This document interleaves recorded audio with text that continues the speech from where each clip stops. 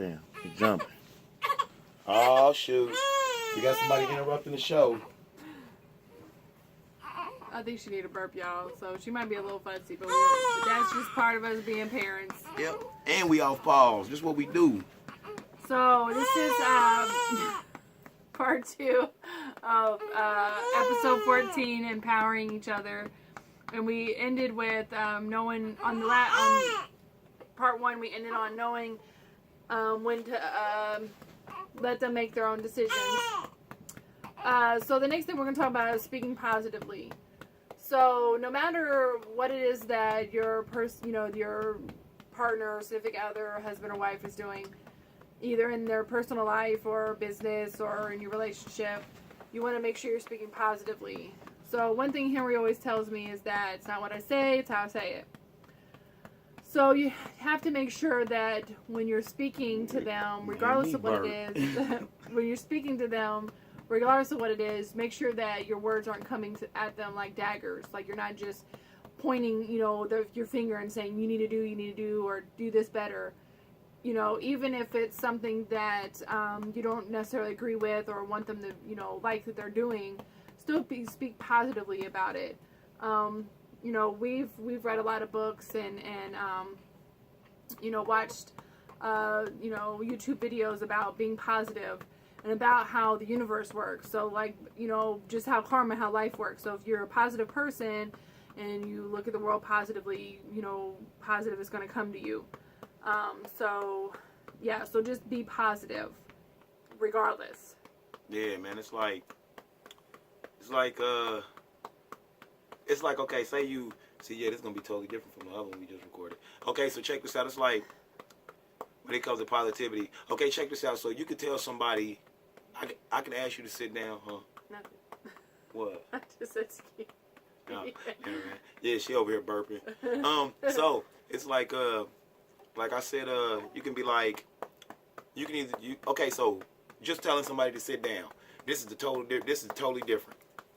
You can tell somebody, sit the F down, and they're gonna look at you crazy. Like, bro, who is you talking to? So they're gonna look at you crazy when you say that. But you could tell that same person, you can be like, would you take your seat, please? And I guarantee you they'll sit down a lot quicker, no problems, nothing. So it's all about how you say stuff, because I can say the same thing to you, but it depends on the way I say it, on the way you're going to take it. And that's what people got to understand. It's like, I hate to say this, but this social media has got us so desensitized and emotionless. Is that a word? Yeah, or unemotional. Unemotional or emotionless, that people don't really think about what they say to people before they say it. So they just fly off at the handle and everything's supposed to be cool when I'm not really, you know what I mean? Like, I don't feel like that should be acceptable. Like, if you wouldn't say it in a person's face, you shouldn't really say it at all.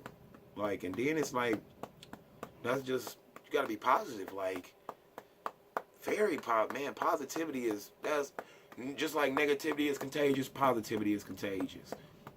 And the more positive people you hang around, I'm telling you, this might sound crazy, but the more positive people you hang around, the better your life will be, man. Like, stuff just happens. Like, you get blessings on top of blessings hanging around positive people, like, for real, and it's sweet.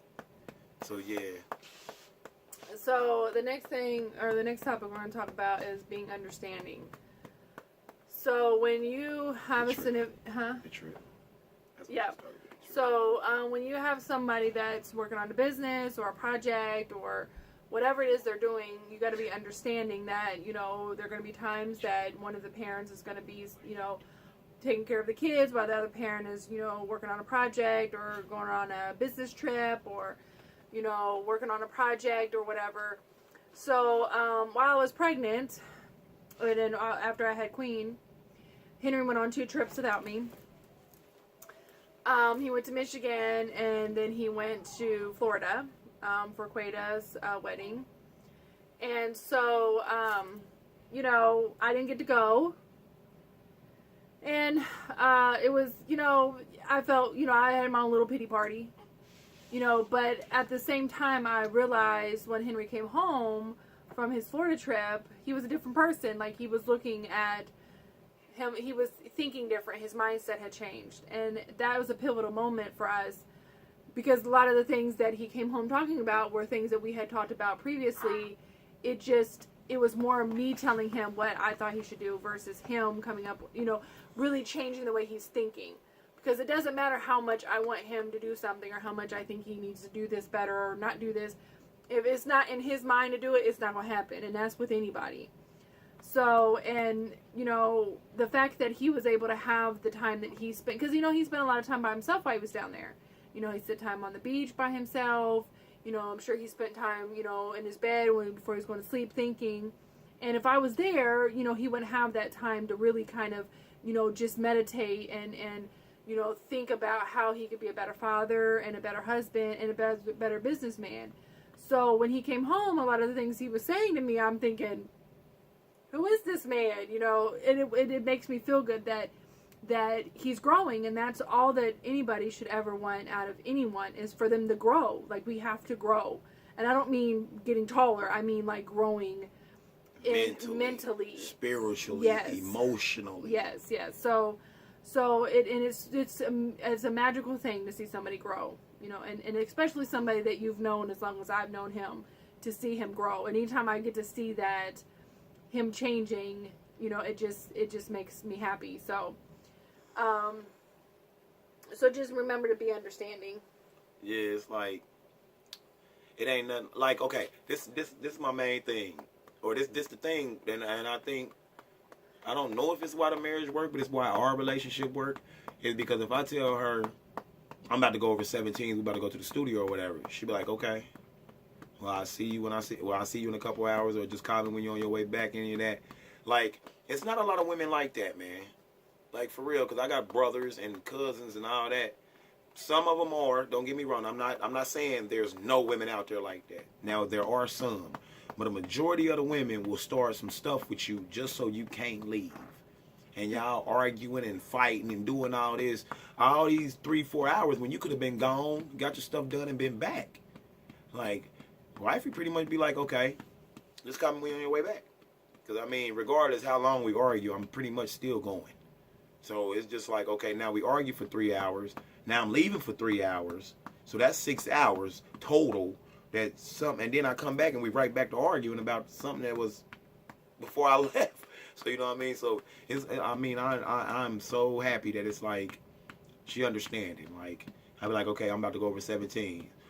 Like, the one thing that tripped me out, and I'm always say this, like, it tripped me out because my brother Wesley, we get together, and there ain't no telling when we coming back.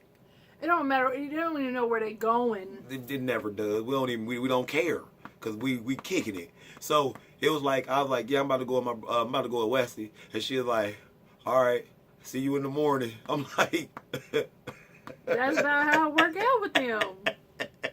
And then now I don't know how many of y'all have ever had that said to y'all, but it's a totally different thing. Like, for real, you feel different. You act different. You carry yourself different when you know that you ain't got to be when you left in control of everything. Like, okay, so if I mess up, then it's me that messed up. It ain't like she messed it up or something, like, or you know what I mean? It's like when a person got, how do I say that, man? It said, my mentors be talking and I'll be listening, but they be talking, they be saying a lot, and it's hard to soak up everything. But the one was like,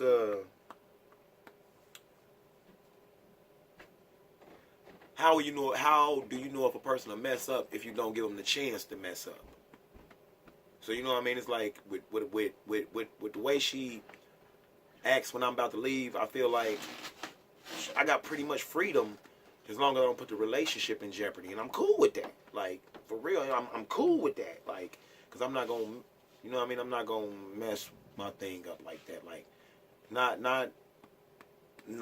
I just don't feel it like that. Like, I don't understand. Like, I wouldn't do that. Like, it's not worth it. Well, and that just goes, the reason why I, talk to him like that is, one, I've been with him 15 years and I know exactly what's going to happen if I don't, trust that he's, going to do what he says he's going to do.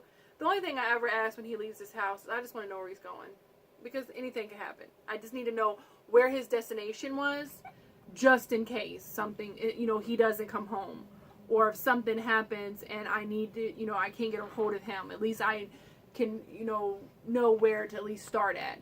Not that I don't know where everybody lives, but I can at least be like, he said he was going over Sean's, And I'll tell the truth. Like, if I'm going over a female's house to kick it, I'll be like, I'm going over such and such house. Like, I don't have a lot of, like, I don't be like, oh, every time I leave, I'm going over a female. Don't take it like that. No. But when I do say I'm going over a female's house, it's cool. Yeah. Like, you know what I mean? Like, Erica, my best friend, that's her, my sister, so that ain't even a problem. But like, Tanya. Yeah, Dimples. Like Dimples. Like, if I be like, I'm about to go over here over Dimples real quick, she be like, okay. Like, there's no, what you going over that chick house for? And why that? Like, it's none of that, man. Like, cause I mean, I'm happy I'm so thankful she trusts me, man. Cause I mean, I don't want to go through that anyway. Like, I feel like I got enough out there to worry about. And this should be my sanctuary. Like, I shouldn't have to worry about stuff out there that's going to bother me in here. You know what I mean? So it's like, and I appreciate it. So you know what I mean? And I show it. I don't just say I appreciate it. I actually show appreciation. Like, for real. So, yeah. We got 3 minutes. All right. So, being each other's, so the last thing we're going to touch on is being each other's biggest cheerleader and critic. I'll talk on it first. I'm going to let Sweetie talk on it. But first, my thing is, I support everything she does. Like, I don't put her down in any way. Like, there's no way that I'm going to put her down. Now, if it's something I see that I don't like, I will tell her that. But I'm not going to tell her that in a brain bashing, in a physically or in a mentally abusive way. You know what I mean? Like, I'm not going to be like, oh, you suck. And then be like, you just suck at doing that. You know what I mean? Like, I'm not going to do that. I'm going to be like, well, babe, that was a pretty good idea, but you could have did it this way and it would have been a little bit easier for you. Like, you know what I mean? Like, that's how I say stuff. So, yeah.